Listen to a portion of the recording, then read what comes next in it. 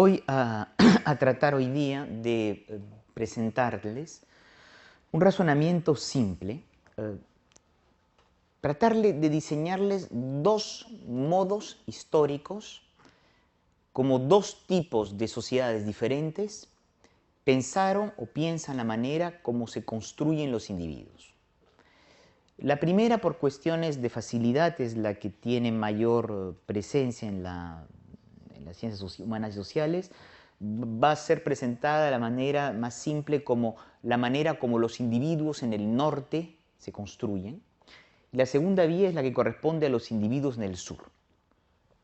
Antes de continuar, norte y sur son juegos metafóricos que vinieron a reemplazar en mucho a otras distinciones dicotómicas, occidente, oriente, a representaciones que hubieron tradición, modernidad, etcétera, etcétera. Cuando hoy se dice norte y sur, generalmente se entiende por el norte Europa y los Estados Unidos, y el sur es, de una manera abusiva, todas las otras regiones que no corresponden a lo propio del individualismo occidental.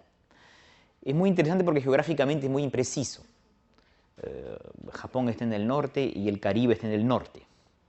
Y a nadie se le ocurriría pensar que el individuo del norte incluye el Caribe. Pero bueno, es esas cosas de metáforas en las cuales nos entendemos bien. El individuo en el norte quiere decir el modelo del individualismo occidental y el individuo en el sur, perdón, otras formas de individuación. Voy a partir en esta presentación del modelo que es sin lugar a dudas dominante en las ciencias sociales. Es decir, el individuo en el norte y sobre todo la tradición del individualismo que se fabrica en a partir de los siglos XVII y XVIII. La manera como el pensamiento occidental pensó la emergencia del individuo, en la tradición inglesa primero y luego francesa y alemana, es indisociable lo que algunos autores han denominado el individualismo posesivo. La idea que los individuos solo se construyen cuando poseen una total y completa capacidad de dominio sobre sí mismos. Y esta capacidad de dominio sobre sí mismos se apoyó de manera muy fuerte sobre los derechos de propiedad. Porque los derechos de propiedad daban el sentimiento de una profunda independencia económica. Los individuos no dependían de nadie para su propia sobrevivencia económica. Y es a partir de estos derechos de propiedad, que luego se pensaron como derechos sobre el propio cuerpo y sobre sí mismo, a través de la noción de autocontrol, que se fabricó la primera gran representación del individuo en la tradición occidental. Este individuo, y para los sociólogos es un punto realmente importante, dio origen a una de las representaciones más imaginarias del lazo social que existe. La idea que ustedes conocen en torno al contrato social. Esta idea extraña, históricamente hablando, que individuos preconstituidos deciden reunirse imaginariamente en algún lugar para instaurar el Estado. Y ya sea en la metáfora del Leviatán de Hobbes, un Estado fuerte que impide la guerra de todos contra todos, ya sea en la versión que dio Locke o incluso Rousseau y luego toda la tradición del contractualismo occidental, existe esta idea que el individuo es primero y la sociedad segundo. Esta es la gran revolución que el pensamiento del individualismo occidental aporta en la manera de comprender las relaciones sociales. Hasta ese momento, siglo XVII y en Occidente, ninguna sociedad había pensado que los individuos podían preexistir a la construcción de una sociedad. Y de alguna manera en el imaginario occidental es por supuesto la novela de Daniel Defoe, Robinson Crusoe, que ejemplifica este proceso. Un siglo después, un personaje que es autosuficiente a sí mismo, capaz de desenvolver todos los roles sociales a partir de su propia individualidad. Entonces, esto le puede parecer un poquito abstracto. Este individuo que está construido de esta manera en el individualismo contractualista, se supuso que era el producto de una manera particular de trabajar de las instituciones. Y esta manera peculiar de producir individuos desde las instituciones, la sociología del siglo XX la denominó el individualismo institucional. Y es importante porque de alguna manera es cuando esta visión, que empezó desde la política, luego la economía, más tarde en representaciones culturales, dio lugar a esta fórmula sintética del individualismo institucional que los países del norte, en una historia política accidentada, lograron en realidad monopolizar y confiscar la representación del individuo para sus solos avatares nacionales. En términos simples, los individuos en el norte se autoconstituyeron a sí mismos en individuos, expulsando o quitando esta posibilidad a todos los otros individuos que precedieron a ese momento histórico. Individuos solo habían en el norte y en la época moderna. No habían individuos en el mundo de la tradición en Occidente o en otras sociedades contemporáneas en el sur. Voy a regresar sobre este punto en un momento, pero quisiera a este nivel de la palestra, de la ponencia, que quede muy en claro qué quiere decir el individualismo institucional. Hasta ese momento, cuando se hablaba de individualidades, las individualidades no eran consideradas sino como excepciones a una regla, desviaciones de un modelo, variantes de una ejemplaridad que no podía realizarse completamente. En la Edad Media, en el pensamiento escolástico, y luego más tarde cristiano, incluso en partes desde el siglo XVI, la única individualidad que existe es la del Cristo. Y el cristiano se singulariza aproximándose a ese modelo imposible que es la cristiandad. Eventualmente la vida del santo. El modelo es universal y la individualidad es un desarrollo anómalo, insuficiente de ese modelo. A partir del individualismo institucional, lo digo de manera más simple posible, el modelo que debe realizarse es la propia singularidad. Cada individuo tiene que convertirse, tiene que desarrollarse a sí mismo en tanto que individuo. Y ese se convierte en el mensaje prescriptivo de las instituciones, ya sea a través de los derechos de propiedad, de los derechos políticos, a través de las representaciones culturales y, por supuesto, más tarde, a través de esa ficción política y social que será el individuo soberano, dueño y señor de sí mismos. Es esta transición que el Occidente realiza plenamente en estos siglos XVII hasta el siglo XXI. Es decir, la idea que las instituciones deben producir individuos que deben individualizarse bajo las prescripciones de un trabajo de las instituciones. Esto quiere decir que a partir del siglo XVII en Occidente aparece una sociedad que va a romper definitivamente con eso que el antropólogo Vallandier llamó la ilusión social esencial, de sociedades que no cambiaban, que eran tradicionales y que se negaban a sí mismas el proceso de transformación, cierto, lento, pero transformación que vivían. La modernidad inventa la ilusión esencial del cambio permanente en todas las esferas de la vida social. Y a partir del siglo XVII, esta individualidad que se fabrica tiene el sentimiento, para retomar una frase que Gramsci escribió, pero que tantos otros dijeron con variantes apenas sensibles, una época de transición permanente, en donde, dada la rapidez del cambio, lo viejo muere y lo nuevo tarda en nacer. Y en ese momento de transformación incesante, las instituciones prescriben a los individuos el camino de la propia individualidad. Este proceso de transformación y de construcción del individualismo desde las instituciones ha tenido muchas variantes. El individuo en los Estados Unidos no es el mismo que el que existe en Inglaterra, en Alemania o en Francia. Dentro de cada país, quedémonos solo Estados Unidos, existen muchas matrices del individualismo, como el libro clásico de Robert Bellat sobre los hábitos del corazón lo mostró. Y según los periodos históricos, cada una de estas matrices del individualismo se transforma. Y en los últimos tiempos, dentro de los Estados Unidos, quedémonos solo en los Estados Unidos, que sea en la obra de Lash, de Sennett, hoy en día de Lemaire o incluso de Liotto en australiano, aparecen descripciones de nuevas modalidades de individuo. Pero en términos globales, y sin negar esta asombrosa variedad de experiencias del individualismo, según las tradiciones nacionales, hay algo que es común a todos los individuos del norte, la idea que son el fruto de una manera de trabajar de las instituciones. El individuo es una variante de un individualismo institucional. Y este individuo, que se fabricó en los países del norte, tuvo a partir de los finales del siglo XIX, pero sobre todo a partir de la Segunda Guerra Mundial, cuando se forjaron realmente los estados de bienestar tal como hoy en día se entienden en esa parte del mundo, un soporte en términos de políticas públicas que le permitió a los individuos verdaderamente afianzarse y construirse desde solidaridades colectivas. Y esto le dio al individualismo institucional un sostén material mucho más fuerte. Aparece lo que probablemente sea una de las formas de solidaridad más intensas que conocen los tiempos, todas las épocas sociales.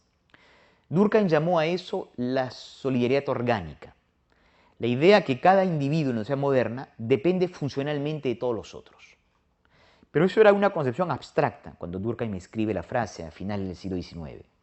Se ha convertido en muchos países de Europa hoy en día en una experiencia profundamente personal y profundamente sensible. Cuando alguien en Europa sufre una operación, tiene un problema de salud, una dificultad grave, por el momento todavía los derechos sociales ejercen un apoyo decisivo. Y hay esta experiencia, una novelista, romancista francesa lo describió muy bien. Ella misma sufrió una operación importante y descubrió lo que era la solidaridad en la modernidad. Un hospital, un alto costo público, donde trabajan médicos, enfermeras, auxiliares de enfermería y otros personales administrativos, pagados por el dinero público, que trabajan horarios difíciles, que utilizan maquinarias las más modernas que existen, a un alto costo, y que sin conocerla y no tener ningún vínculo personal con ella, trabajaron durante más de 3 semanas para salvarle la vida. Y cuando ella salió de ese hospital, no le debía nada a nadie en particular y todos al colectivo en general. La modernidad es eso, esa fabulosa forma de solidaridad que permite que, gracias a funciones sociales, de una cierta concepción de la organización de las instituciones, los individuos se sientan profundamente sostenidos por la impersonalidad del trabajo de las instituciones. El norte fabricó individuos de esta manera, es decir, a través de prescripciones institucionales y de sostenes producidos por las propias instituciones. Fuera de ese modelo, fuera de esta transición, no existían individuos. Y antes de contarles la historia del sur, un pequeño stop en la propia historia occidental. La invención del individuo en el norte no solamente dividió las aguas con el sur, América Latina, África, Asia, etc. También dividió las aguas con el propio pasado del occidente. En el pasado del occidente quedó las edades premodernas, la edad moderna, el mundo antiguo, en donde, sobre todo en la representación que la Ilustración hizo de la Edad Media como una época oscura, no habían individuos. Es decir, que el mito de la división entre tradición y modernidad colocó en la tradición el propio pasado de Europa y el presente de las sociedades del sur, en un solo bloque. Ese bloque, por supuesto, desespera intelectualmente a los antropólogos y a los históricos, por su asombrosa capacidad de amalgama de experiencias históricas disímiles. Pero intelectualmente, el individuo que se inventó en el norte tuvo necesidad, por razones intelectuales y políticas, de construir esta barrera. La individualidad de unos se apoyó sobre la denegación de la individualidad de los otros. Por supuesto, las cosas son mucho más complejas. Y hoy en día quiere decir hace 30 años, existe un muy importante debate entre los historiadores de la Edad Media europea para saber si hubieron o no individuos en la Edad Media. Algunos afirmando que sí, otros que no. Y aquellos que afirman que sí, parten buscando trazas de la Edad Media en elementos que afirmaban la individualidad, la firma como elemento mayor, por el cual cada individuo, a causa del derecho, se convertía en un responsable de los actos que hacía. La personalización de los retratos, por supuesto, que aparecen levemente en la Edad Media, pero que se acentúan a partir de la aparición del Renacimiento ya sea italiano o ya sea en los Países Bajos, en donde los rostros comienzan a tomar rasgos singulares y en donde se rompen los modelos. Incluso hay aquellos que, apoyándose en las biografías, muestran una evolución en las hagiografías, en la biografía de los santos, mostrando que mientras más se avanza hacia el final de la Edad Media, de la Edad Media tardía, aparecen ciertos mecanismos más individualizadores de la historia moral de los santos. En todo caso, hay un debate importante, incluso dentro de la propia cultura occidental, para saber si habían o no individuos o rasgos o elementos de individualidad en el periodo que antecede el advenimiento de la modernidad. Primera vía, espero que me estén entendiendo bien, son cosas que supongo conocen desde la escuela o los primeros años de universidad. El individuo fue asociado, y aún hoy lo es en las ciencias sociales, a un modelo de un individualismo institucional. La consecuencia fue que en el sur no habían individuos. Y es a partir de aquí quisiera concentrar lo esencial de la palestra. Este veredicto, esta sentencia, que no habían individuos en el sur, fue asombrosamente aceptado por todo el mundo. Es decir, un sinnúmero de intelectuales, tanto pensadores críticos en los países del norte, como intelectuales muchas veces críticos o conservadores en los países del sur, aceptaron la idea que individuos había en el norte, individuos no había en el sur. Y es esta asombrosa coincidencia de puntos de vista, en la aceptación casi pasiva de este veredicto, que me interesa tratar de subrayar en lo que viene. Antes de avanzar, yo me apoyo mucho, en todo caso, en Individuos en el Sur, en la tesis, la distinción, en verdad, de un antropólogo francés que se llama Louis Dumont, que distinguió dos maneras de entender el término individuo. A mí me gusta la distinción porque es simple y permite esclarecerle el debate. El individuo designa entes singulares de carne y hueso. Y desde ese punto de vista, la individualidad no es exclusiva a la especie humana. Existen entes individuales dentro de un grupo, por ejemplo, de animales. Y después está que el individuo, desde la tradición del individualismo institucional, designa una representación cultural del individuo como un ser moral, autónomo, normativamente, independiente económicamente, capaz de un autocontrol pulsional y que posee una expresividad singularizada. Es este modelo del individuo soberano que, cuando se erige como modelo de juicio, permite o permitió afirmar que no existían individuos en el sur. Si ustedes parten de la primera acepción del término, individuos son entes de carne y hueso que existen en todas las colectividades, es evidente que existen individuos en esta primera acepción en todas las colectividades humanas. Por eso que todas las sociedades reposan sobre actores singulares. Que no se los conciba como individuos en el sentido del individualismo institucional es, por supuesto, una verdad histórica. Pero eso no les quita la existencia en tanto que individuos como entes singulares. Aquí viene el trabajo a realizar. ¿Cómo se deben comprender esos individuos que se fabrican de otra manera a como lo hizo el individualismo institucional? Reconocer la existencia de individuos en el sur es partir no del modelo cultural dominante, sino de las experiencias sociales realmente existentes en esas sociedades. Y tratar de ver si, al lado de la vía de individuación producida desde el individualismo institucional, es posible no contraponerle, pero dar lugar a versiones distintas de la individuación que no serían necesariamente de índole institucional. Es esta estrategia, por supuesto, que creo yo hay que realizar, hay que producir en los años que vienen en las ciencias sociales latinoamericanas. Pero antes de decirles cómo se puede hacer y qué es lo que ello implica, quisiera con cierto detalle tratar de comprender por qué, de alguna manera, las ciencias humanas y sociales aceptaron el veredicto de la sentencia que no habían individuos en el sur. Y cuando trato de presentar eso, me apoyo en lo que dicen existen individuos en el sur, me parece que hay ciertos grandes conjuntos de relatos que circulan y que piden comprender la especificidad del individuo latinoamericano. Voy a circunscribir de ahora en más la lectura. El primer gran relato es consubstancial al momento del descubrimiento de América. La versión española es diferente de la portuguesa, que es un tanto distinto de la inglesa o la francesa. Pero hay algo que es común en todos estos mecanismos.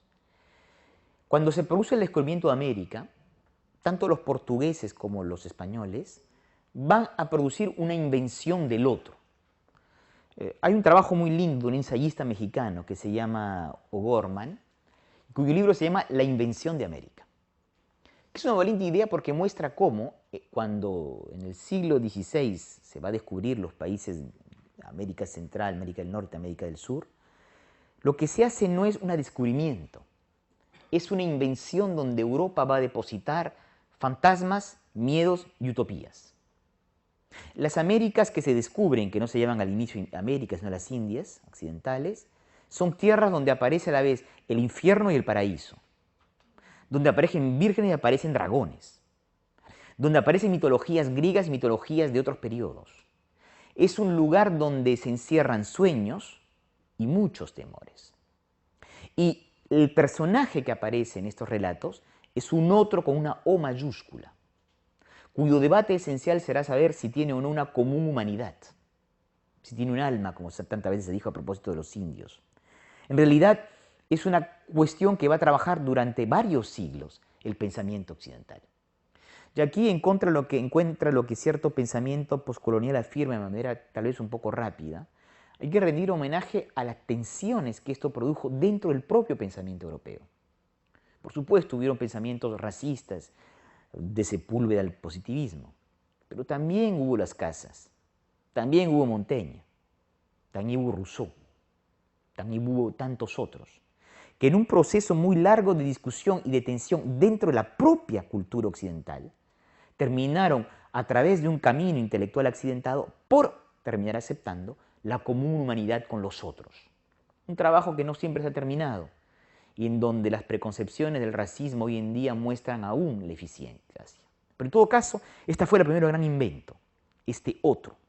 Y cómo se hacía para incluir a este otro que apareció en un escenario histórico que nadie había previsto dentro de la propia historia del Occidente.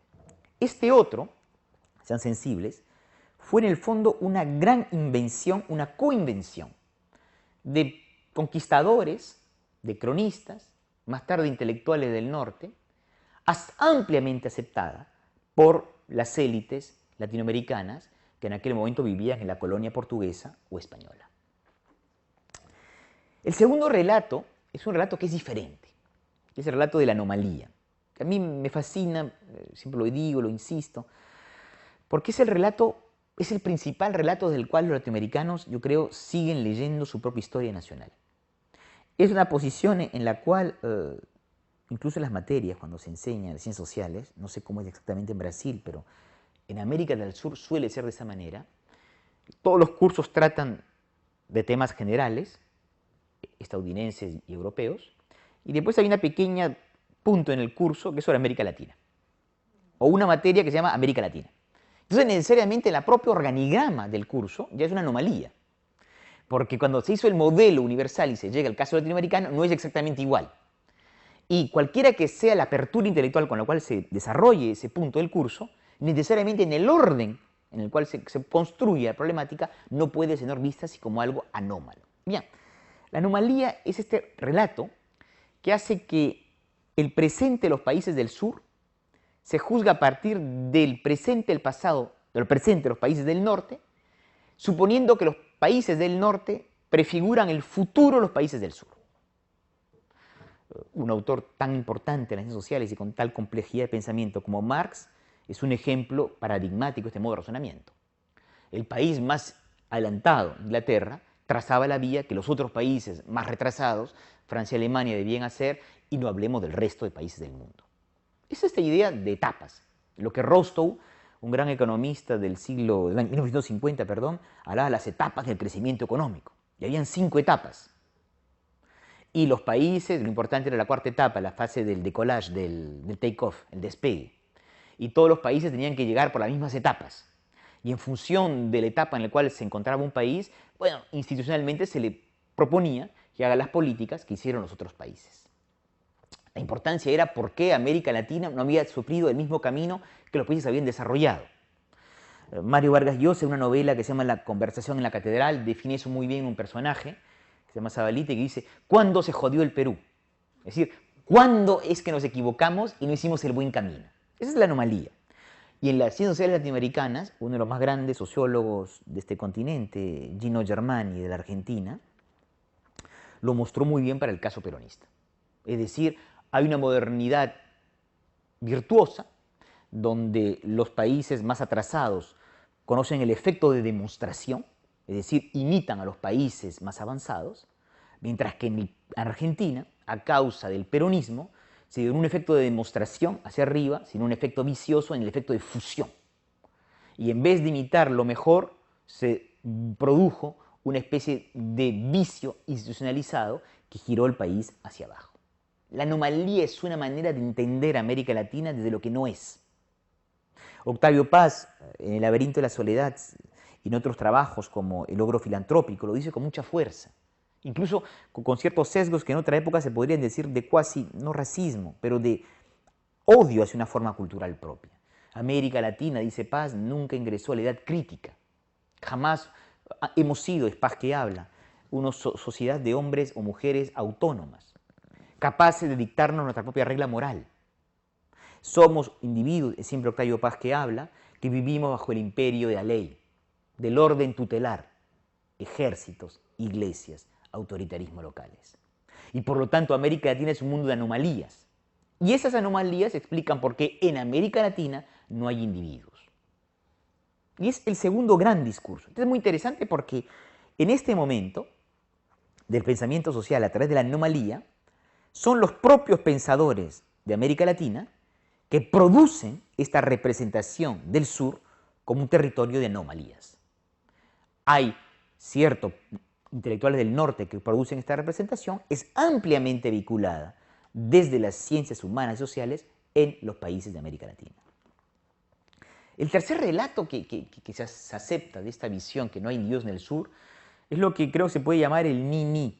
Esto es muy bonito como momento, porque es un momento en el cual es un progreso analítico considerable. Cierto, los latinoamericanos no son modernos. Eso todavía en estos momentos, los años 50, 60, nadie lo pone en cuestión. Pero no se puede decir honestamente que los latinoamericanos son individuos tradicionales. Y entonces aparece este pensamiento del ni-ni. Es decir, ni una cosa ni la otra. Ni completamente tradicionales, ni completamente modernos. Desde el Perú, Aníbal Quijano, hoy en día un autor importante de los estudios postcoloniales latinoamericanos, lo utilizó para definir el cholo, que no era ya ni étnicamente definido, ni completamente una clase social. Y esta ondulación entre dos términos es muy constante en el pensamiento latinoamericano. Imposible no pensar o no evocar, porque estamos en Brasil, la manera como Roberto da Mata da cuenta al individuo brasilero, en esa tensión entre la calle y la casa, en donde aparecen dos formas diferentes, una más impersonal, otra más personal. Y en este movimiento del ni-ni se construye esta individualidad particular. Y Sergio Buarque de Holanda, en su trabajo clásico, también Raíces de Brasil, también da la misma definición, donde explícitamente muestra por qué la cordialidad del hombre brasilero es el fruto de una individualidad que no logra ser asumida hasta el final, es decir, a la vez anómalo y ni-ni, que fue un gran momento en las ciencias sociales. Quisiera, antes de seguir avanzando, que sean sensibles al progreso intelectual de la tesis del ni-ni. Es decir, aunque les parezca una especie de inconsistencia analítica, es un gran progreso, porque se empieza a transitar de las anomalías, del simple juicio de las anomalías, a una representación más dinámica, donde se empieza a tratar de pensar la especificidad de estas individualidades. Y eso sí hay que ponerlo al activo del ensayismo latinoamericano de este periodo. Cuarto elemento, que es más ideológico, más crítico, más duro. Es decir, que el individuo latinoamericano no es ni anómalo, ni otro, ni simplemente un estatuto ambiguo entre el ni, sino que es diferente. Esto fue muy importante en los años 70 por muchas razones. Se recuperó todo un pensamiento de la filosofía de la diferencia occidental. Puede ser pensado desde los trabajos del filósofo mexicano Leopoldo Sea o de un sociólogo chileno como Morandé, Se lo puede pensar de tantas versiones que del desborde popular, de las clases populares han podido hacerse en Chile, Perú, en otros países. La diferencia quiere decir que hay que entender que no se puede medir las dos formas de individuos con los mismos criterios y que América Latina produce algo radicalmente distinto. Por supuesto, esto radicalmente distinto quiere decir que no son individuos, son otra cosa. Es una manera de armonizar la comunidad, de inventarse sujetos más bien populares que individuales, en donde los individuos se fabrican por su participación a comunidades y en donde es el grupo que prima sobre toda afirmación identitaria individual. No hay individuos porque somos diferentes. Y porque somos diferentes, no existe la posibilidad de la aparición de experiencias individualizadas. El cuarto relato asocia la diferencia con la idea del primado de sujetos colectivos sobre sujetos realmente individuales. Y eso fue lo esencial, y es todavía lo esencial, de cierto pensamiento subalternos. Y aparece el último relato, que es más complejo porque en apariencia parecería que se terminó la historia. Algunos sociólogos, antropólogos contemporáneos, algunos en Brasil, pienso Renato Ortiz u otros, Brunner en Chile, en parte Jesús Martín Barbero en Colombia, afirman que en realidad en América Latina existen hoy individuos como en todos lados. Existen individuos como en todas partes del mundo. Este individuo habría sido el producto de una modernidad cultural que no se produjo desde los romances, sino desde la televisión. Desde una expansión de las clases medias, por el crecimiento económico, y desde la administración pública. Y que por lo tanto, los latinoamericanos serían individuos como todos los otros individuos del mundo. No había ninguna especificidad, la historia se habría terminado, Latinoamérica sería una región más de un mundo moderno globalizado. Este viaje, no sé si espero haber sido claro en las etapas, es fascinante intelectualmente porque nunca se percibe lo propio de esa individualidad. Que sea en la barbarie del otro, o que sea en esos individuos contemporáneos que serían lo mismo, América Latina siempre desaparece. Ya sea porque no es, o ya sea porque es exactamente lo mismo. Pero la especificidad de este proceso histórico a través del cual se fabrican los individuos ha sido obliterado en cada uno de estos grandes relatos analíticos. Creo que en mucho este resultado intelectual se debe a que lo esencial del trabajo en lo que se respecta a los individuos se realiza a partir del modelo cultural del individualismo institucional, de ese modelo del individuo como ser autónomo, independiente, autocontrolado, etcétera, etcétera.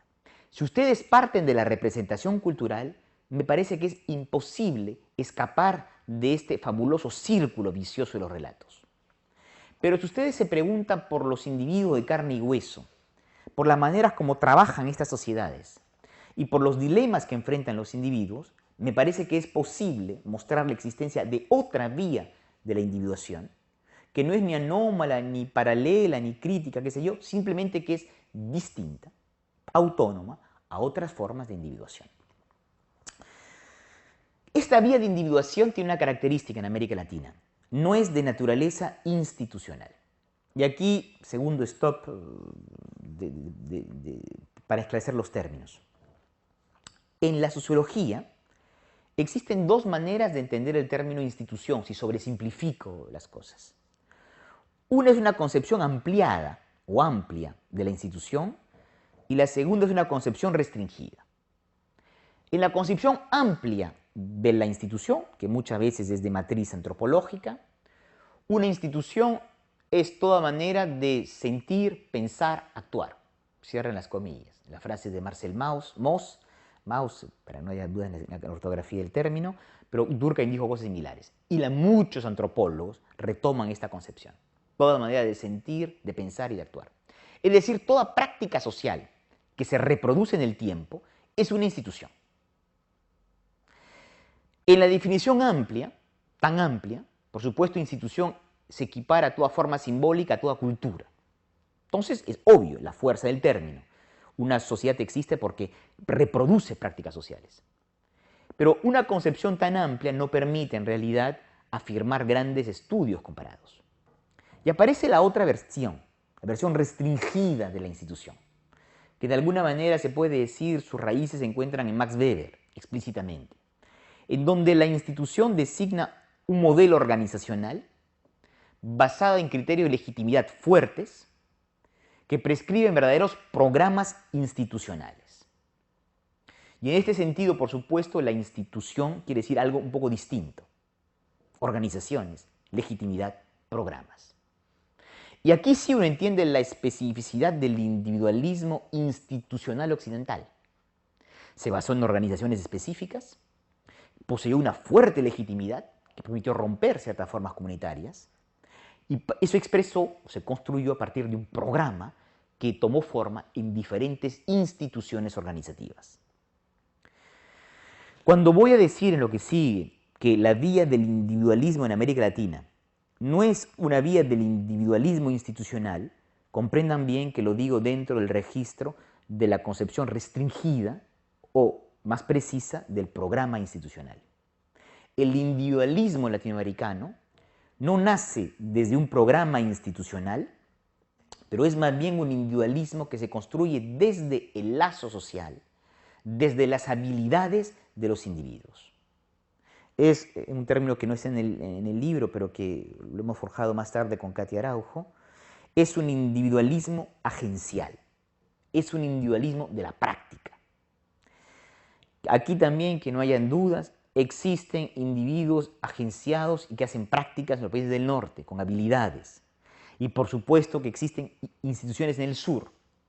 Pero el peso específico es más bien hacia las instituciones en la construcción de individuos en el norte y es más bien hacia las agencias personales en los países del sur. Y los pesos relativos son muy importantes. En los países del norte la ficción fundadora son individuos preconstituidos que deciden reunirse ficcionalmente para crear estados y fundar instituciones. La ficción del individuo latinoamericano es que él debe, cada uno de ellos, a través de habilidades interactivas, sostener el orden social. Yo creo honestamente que es lo esencial del genio político en este continente. Que creo yo que son los ensayistas latinoamericanos, cualquiera que sea la ambivalencia que la sociología puede tener en sus trabajos, que lo han inventado. Es esta idea extraña que en América Latina las instituciones no existen realmente, o son inconsistentes, o no son simplemente parte de la solución, pero también del problema, y que por lo tanto los individuos deben constantemente estar resolviendo cosas, problemas, situaciones a sus niveles. Y que por lo tanto la verdadera continuidad de la vida social y el verdadero principio de constitución de los individuos se encuentran desde habilidades personalizadas.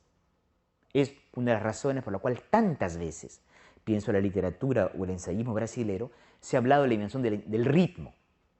Es decir, esas maneras desde las cuales los actores deben constantemente mantener, gracias a energías personales, el sentido y la coproducción de las situaciones. Es otra manera de pensar la ficción del orden social. Insisto, esta ficción no es más fictiva que la que existe en los países del norte. Nunca hubo un contrato social. Es una manera de representarse las cosas. Y por supuesto que los individuos no sostienen de manera autónoma el lazo social de sus interacciones. Pero son dos representaciones diferentes, de dos maneras distintas de concebir el genio político y el pacto social. El individuo que se va a construir de esta manera en América Latina es el resultado de una situación estructural particular. No voy a hacer las cosas muy largas, pero voy, a pesar de todo, darle ciertos elementos de por qué este individuo no pudo históricamente construirse desde una vía institucional y lo hizo privilegiando más bien las competencias de cada actor particular. En América Latina, dada la manera como se construyeron los poderes de la colonia, algo que incluso en Europa del Sur, Boaventura Sousa de Santos lo expresa muy bien, el poder nunca pudo tener el grado de eficacia que ha tenido en otros países. Y por lo tanto, esa tradición creo que se le puede denominar con una fórmula que es imprecisa, el poder indicativo. Es decir, el poder dice lo que debería ser, pero en la realidad de las cosas, muchas veces, las cosas no coinciden con lo que el poder indica. El poder no es imperativo. Y no es imperativo porque muchas veces no tiene la capacidad de imponer efectivamente las cosas. Pablo Garno me contaba una anécdota de una pregunta a un guardia de seguridad sobre si podía girar a la izquierda o a la derecha, no sé, en un automóvil. Y la respuesta del guardia fue, teóricamente no se puede. Y giró de espaldas para que si giraba a la izquierda él no lo vea. Es muy linda anécdota porque en una novela de García Márquez existe exactamente la misma situación. El guardia de la frontera, las aduanas, ha recibido una corrupción para que se haga un pequeño tráfico ilícito. Y los tipos que han hecho el pacto pasan los productos ilícitos delante de él. Y le termina molestando moralmente. Y les pide que lo hagan 20 metros más lejos, para así no ver lo que está pasando. El poder indicativo es esto, y tiene fórmulas, lo digo en broma, pero es mucho más dramático en el continente. ¿Cuántas regiones de América del Sur en tanto tiempo en nuestras historias donde la ley nunca llegó? Donde poderes fácticos hacían lo que querían. ¿Cuántos registros de la ley no se aplicaron? Y el resultado de ese poder indicativo que no logró instaurar la ley, o que la instauró el orden social de otra manera, fue la violencia. Un país bajo un régimen de poder indicativo tiene recurso a la violencia como manera de hacer efectivos ciertos acuerdos entre los actores sociales. Entonces el poder indicativo es una de las razones que explica en la larga memoria institucional de los norteamericanos ese mecanismo de desconfianza hacia la capacidad regulatoria de las instituciones. Es una historia distinta. Segundo ejemplo que es igual de importante. América Latina tiene una relación curiosa con la riqueza y con el trabajo. Como todo país del sur, en América Latina se trabaja mucho, en horas de trabajo, en esfuerzo, en la brutalidad de las relaciones capital-trabajo y antes la servidumbre o la esclavitud. Pero curiosamente el imaginario de la riqueza que hay en América Latina se ha construido muy poco desde el trabajo. Insisto, en América Latina se trabaja y se trabaja mucho. Pero el imaginario de la riqueza en nuestro continente no es el trabajo. Desde ese punto de vista, el imaginario de la riqueza de la burguesía, que fue mucho el que propuso el marxismo, permaneció durante mucho tiempo alejados de las maneras como se imaginaron colectivamente las fuentes de la riqueza en este continente. El imaginario de la riqueza latinoamericana es un imaginario de grandes boom, de exportación, de materias primas, de esa especie de dávidas generosas que la naturaleza nos dio y que es suficiente explotar para ser ricos y que cambian. Es el guano, es el cobre, es el caucho, es la tierra agrícola, es. Pero hay un imaginario particular de las commodities como imaginario de una riqueza. Y eso quiere decir que en la concepción que los latinoamericanos hacen de su propia historia colectiva, las riquezas son algo que son en el fondo ajenas a la acción de los individuos, que no se logran controlar, porque dependen de valores que se fijan en mercados internacionales, en mecanismos de globalización, y que por lo tanto hay que saber explotar las oportunidades estructurales porque nunca se sabe lo que va a poder suceder mañana. Ese es un imaginario histórico que en América Latina es muy fuerte, particularmente fuerte en América Central, en donde en realidad las instituciones tienen un rol distinto. No ya preparar, forjar, acompañar una situación que deviene durable, sino tratar de organizar la manera de mejor aprovechar temporalmente ciertas oportunidades. No les sigo contando la historia. En estas dimensiones estructurales, algo es constantemente común. Es la idea que en América Latina es desde abajo, entre comillas, y no desde arriba, desde las prácticas individuales, como tiene que autosustentarse el orden social y sobre todo, como deben forjarse los propios actores individuales. Y llego al punto final con el cual quisiera concluir. El individuo que se forja en América Latina es un individuo que se puede designar simplemente como hiperactor relacional. Los tres términos son importantes. Hiper, porque es particularmente fuerte sus implicaciones. Activo, porque siempre tiene que estar desde sus propias energías personales resolviendo situaciones. Y relacional, porque tiene que apoyarse en otras personas, dada el sentimiento que posee de una debilidad o de una insuficiencia de las instituciones, o de una traición de las instituciones. El individuo que se forja en América Latina, dada esta larga historia y dada esta manera particular como se construye el imaginario político en el continente, se basa más en competencias personales que en el trabajo de las instituciones. Y esto hace una vía de individuación que no es ni anómala, pero es simplemente otra manera de pensar la emergencia de los individuos, en donde ya no se forjan más al calor de las instituciones y de prescripciones institucionales, sino que se forjan a partir de las propias habilidades personales. En términos simples, el individuo en la tradición latinoamericana tiene que resolver por sí mismos situaciones que en otros países, en donde la vía del individualismo institucional es más fuerte, son resueltas por las instituciones. En ese sentido, y sin ninguna voluntad de decir cosas novedosas, es obvio que existen individuos en el sur, porque los individuos siempre tienen que estar resolviendo las cosas que la sociedad, entre comillas, no resuelve. Los individuos, cada uno de ustedes, son actores hiperactores, porque tienen que producirse ustedes mismos de manera autónoma, entre comillas, un sistema funcional alternativo. Ustedes mismos construyen sus soportes. Ustedes mismos tratan de apuntalar sus situaciones sociales. Ustedes mismos están siempre al acecho de las oportunidades. Ustedes mismos tienen que paliar las insuficiencias o muchas veces las prescripciones contradictorias de las instituciones. Ustedes mismos tienen que hacerse cargo de los riesgos, por ejemplo, de los créditos, de los riesgos del sobreendeudamiento, de un consumo excesivo, ante el cual las instituciones muchas veces no protegen.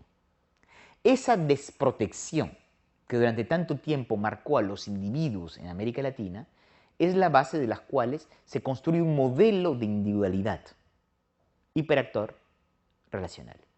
Hiperactor quiere decir que el individuo solo cree en sus esfuerzos personales, en sus capacidades de salir airosas situaciones, a vencer los desafíos, a dar respuestas personales a todas formas de problemáticas colectivas. Este hiperactor, por supuesto, es muy hábil, es astuto, tiene que saber aprovechar las oportunidades. Toda la vida social de América Latina está marcada por esta lógica, de salir airoso, por lo menos salvar la cara frente a situaciones de abuso abierto, de hacer un golpe de teatro, de mostrar en el peor fatalismo que todavía está vivos. Por supuesto, esta viveza criolla, esta estafa cordial, como se dice a veces, esa sonrisa taimada, esas formas relacionales de juego con los superiores, no siempre conducen a transformaciones importantes y por lo general no sirven a gran cosa, objetivamente hablando, pero dan un placer subjetivo muy grande. Y aparece en el elogio de la habilidad, sobre todo a nivel del genio popular en este continente, una forma de elogio, siempre lo digo de esa manera, una forma de elogio que las colectividades hacen a ciertas expresiones individuales. Es decir, este hiperactor es hábil, es astuto y sabe aprovechar todas las oportunidades. Pero este hiperactor es también relacional. Es decir, que a diferencia de una visión mucho más solitaria del self-made man norteamericano, estadounidense, este individuo se apoya siempre en relaciones personales. No siempre la reconoces. El individualismo en América Latina tiende a ser heroico en su exposición, él solo contra el mundo.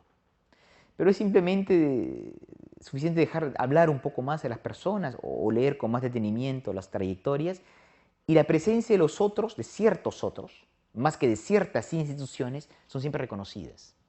Hay un rostro, hay un apoyo, hay alguien que ayuda. Y lo es tanto más que, dada lo que se percibe como riesgos múltiples de la vida cotidiana y ordinaria, son necesarias tejer redes, tener soportes en las personas y no en las instituciones. Y es como si en muchos países, a pesar que hay grandes variantes en este punto, la confianza interpersonal, en un número muy reducido de personas, vendría a reemplazar la desconfianza institucional que se posee hacia el aparato administrativo. Hay que tejer las redes porque es desde ellas, desde las cuales el hiperactor relacional se dota a sí mismo de un sentimiento de consistencia. Y esto es un punto también muy importante. En el mundo del individualismo institucional occidental, de una larga tradición occidental, la fuerza del individuo se encuentra en el foro interior, desde Agustín de Hipona hasta Descartes, por supuesto, y la filosofía idealista moderna, el individuo puede apoyarse en sí mismo, en su fuero interior, para fabricarse como sujeto. En la tradición latinoamericana, la consistencia del personaje, del individuo, se obtiene en lucha agónica, repito los dos términos, en agonía, en lucha contra la sociedad, a través de un conjunto de prácticas.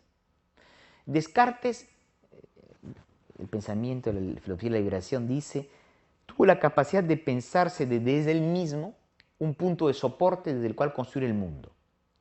Esa pretensión de confianza en la propia conciencia como elemento fundador del mundo no existe en América Latina. Lo que existe es una consistencia personal que se obtiene agónicamente en la vida cotidiana, en contra de una sociedad que se percibe como una amenaza permanente. A la frase clásica del existencialismo, estamos arrojados en la existencia, los latinoamericanos, me parece, tienen el sentimiento más bien de estar arrojados en la sociedad. Y es de este sentimiento de soledad en la sociedad que, apoyándose en ciertos individuos, consiguen dotarse de una consistencia gracias a un esfuerzo de hiperactividad personal muy fuerte. ¿Qué quiere decir todo esto? Que existen vías de individuación distintas. Que el individualismo institucional ha sido una de las grandes vías de fabricación del individuo. Una de ellas, sin duda históricamente muy significativas. Pero que existen otras maneras desde las cuales las sociedades fabrican a los individuos, en donde las instituciones no tienen la misma importancia y que llevan a producir imaginarios diferentes. Estoy convencido que hay un imaginario del individualismo ritualista en ciertos países asiáticos, que hay probablemente un imaginario del individualismo comunitario en el África subsahariana y que hay un individualismo de la agencia en América Latina. Y esto lleva a una conclusión que no es paradójica, pero me parece muy simple de entender. El individuo latinoamericano es hiperindividualista.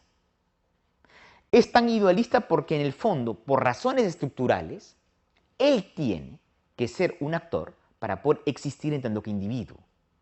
Y es esta situación particular que hace que tantas veces el individuo latinoamericano sea percibido como un actor metonímico, que se toma a sí mismo en reemplazo del todo. Pero esto es realmente el fruto de la manera como las estructuras lo producen. Y desde ese punto de vista, pero es, yo creo, una observación muy fácil de entender, en muchos aspectos de la vida social, contrariamente a lo que las ciencias sociales han hecho durante varias décadas, es imperioso comprender el rol decisivo que le revienen los actores individuales. Y de alguna manera es la importancia de los individuos en el sur que explica la manera de entender muchos fenómenos colectivos hoy en día. Concluiré con una cosa muy simple. Yo creo que el individuo o la individuación son temas importantes en estudiar en América Latina porque no existen tantas grandes perspectivas de las cuales se puede producir una sociología comparada del continente latinoamericano. La gran fuerza de la Escuela de la Dependencia fue de dar un modelo de razonamiento único que después se declinó en varias fórmulas nacionales. El estudio de las vías históricas de individuación, dentro de una sensibilidad común a muchos países de América Latina, puede ser realmente una base interesante para ir produciendo mañana una nueva manera de pensar las situaciones del continente, pero también para permitir estudios comparados entre situaciones nacionales diversas. La individuación es probablemente una de las mejores perspectivas para hacer esa sociología que mañana se requiere producir. Muchas gracias.